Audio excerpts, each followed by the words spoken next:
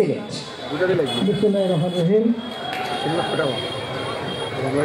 বাংলাদেশ শিল্পকলা একাডেমি কর্তৃক আয়োজিত আজকের যন্ত্রসঙ্গীত উৎসব উপস্থিত সম্মানিত প্রধান অতিথি জনাব খান মোহাম্মদ রেজাউল নবী, বিভাগীয় কমিশনার সিলেট।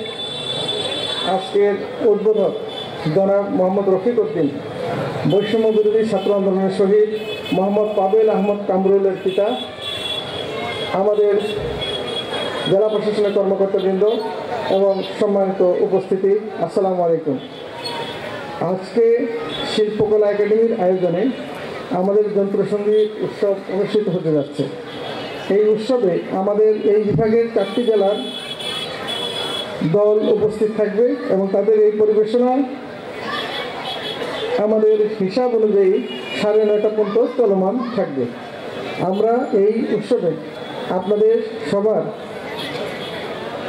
সরব উপস্থিতি কামনা করছি এবং আশা করছি এই উৎসব সবার জন্য উপভোগ্য হবে। আমি সবাইকে এখানে উপস্থিত থাকার জন্য ধন্যবাদ জানাচ্ছি এবং এই যন্ত্রসঙ্গীত উৎসব উপভোগ করার আমন্ত্রণ জানাচ্ছি। আসসালামু আলাইকুম। ধন্যবাদ জনাব মোহাম্মদ